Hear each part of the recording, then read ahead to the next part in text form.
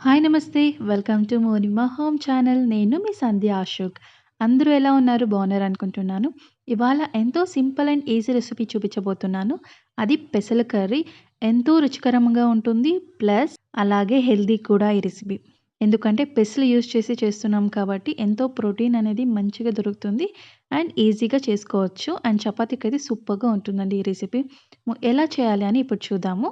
ఒక pressure cooker తీసుకొని అందులోకి ఒక హాఫ్ కప్ అంత పెసలు వేసి మంచిగా వాష్ చేసి ఒక 2-3 కప్పులంత వాటర్ వేసి కొద్దిగా పసుపు, కొద్దిగా ఉప్పు వేసి లిడ్ క్లోజ్ చేసేసి ఒక 3-5 విజిల్స్ వచ్చే వరకు మంచిగా ఉడకని. ఒక్కొక్క కుక్కర్ ఒక్కొక్కలాగా ఉంటుందండి. ఒక కుక్కర్ 2 విజిల్స్‌కే మంచిగా ఉడికిపోతుంది. అది మీ కుక్కర్ బట్టి చూసుకొని చేసుకోవాలి అంతే.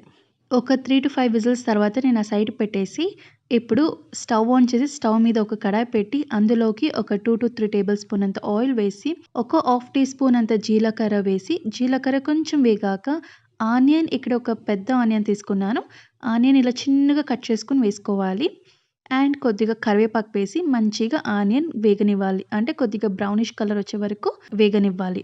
ఇప్పుడు చూసారు కదా, ఈ కలర్ వస్తే చాలండి. అప్పుడు ఒక టేబుల్ స్పూన్ అంతా అల్లం వెల్లుల్లి పేస్ట్ వేసుకోవాలి. ఇక్కడ నేను దంచి వేశాను. అల్లం వెల్లుల్లి పేస్ట్ మంచిగా వేగాక ఇప్పుడు ఒక పెద్ద టొమాటో చిన్న ముక్కలుగా కట్ చేసి వేసుకోవాలి. టమాటో ఇలా ఒకసారి మంచిగా మిక్స్ చేశాక కొంచెం టేస్ట్‌కి తగ్గినంత సాల్ట్ వేసుకోవాలి.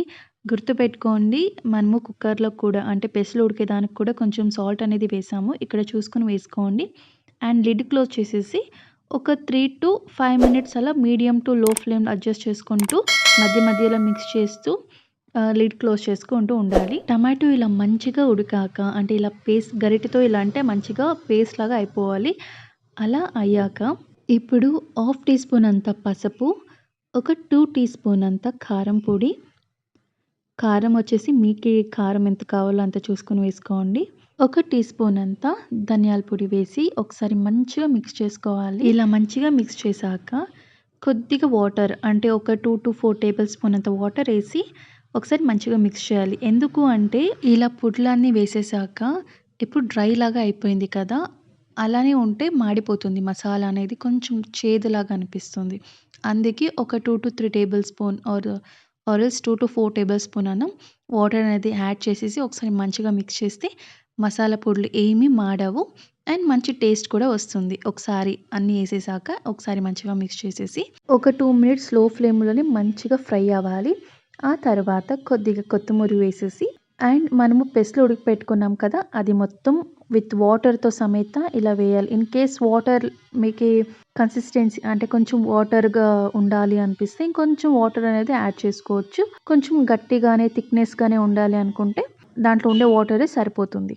అంతా పెసలంతా వేసేసాక ఒకసారి మంచిగా మిక్స్ చేసి ఒక 3-5 మినిట్స్ అలా లో టు మీడియం ఫ్లేమ్ అడ్జస్ట్ చేసుకుంటూ మధ్య మధ్యలో మిక్స్ చేసుకుంటూ ఉండాలి. ఒక 5 మినిట్స్ తర్వాత ఒక హాఫ్ టీ స్పూన్ అంత గరం మసాలా వేసి స్లోగా అలా మిక్స్ చేస్తూ ఉండాలి. ఎందుకు అంటే నునుగా అయిపోతుంది పెసలు అనేసి. ఆల్రెడీ కొంచెం నునుగా ఉంటుంది. ఎక్కువ నునుగా చేయకండి, బాగోదు అంతే.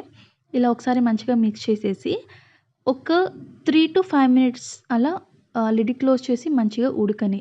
అప్పుడు గరం మసాలా అనే ఫ్లేవర్ అనేది మంచిగా కర్రీలోకి పట్టుకుంటుంది. ఇలా మంచిగా ఉడుకుతున్నప్పుడు ఒకసారి మంచిగా మిక్స్ చేసేసి లాస్ట్‌లో కొత్తిమీరతో గార్నిష్ చేసుకొని సర్వ్ చేసుకొని తినడమే అండి. చపాతీలోకి, అన్నంలో కూడా చాలా బావుంటుంది. అండ్ ఘీ రైస్‌లో కూడా బావుంటుందండి ఈ రెసిపీ అయితే. టేస్టీగా ఉంటుంది. అండ్ హెల్తీ కూడా ఈ రెసిపీ. ఎందుకంటే ప్రోటీన్ అనేది అంటే పెసలలో ప్రోటీన్ అనేది ఎక్కువ ఉంటుంది కాబట్టి హెల్త్‌కి కూడా చాలా మంచిదండి. అండ్ ఎంతో సింపుల్ అండ్ ఈజీ ఇంగ్రీడియెంట్స్‌తోనే యూజ్ చేసి చేసాం కాబట్టి ఎంతో సింపుల్ అండ్ ఈజీగా ఉంది ఈ రెసిపీ అయితే. ఒకసారి తప్పకుండా ట్రై చేయండి. ఎంతో ఇష్టంగా తింటారండి. పిల్లల నుంచి పెద్దవాళ్ళ వరకు ఎంతో నచ్చుతుంది ఈ రెసిపీ. ఒకసారి ట్రై చేసి చూడండి. పెసల curry or moong dal curry అంటే గ్రీన్ మూంగ్ దాల్ కర్రీ. ఈ వీడియో మీకు నచ్చితే ప్లీజ్ లైక్, షేర్, సబ్స్క్రైబ్ చేసుకోండి. ఇంకా మంచి మంచి వీడియోతో మీ ముందుకి రాబోతున్నాను. Thank you.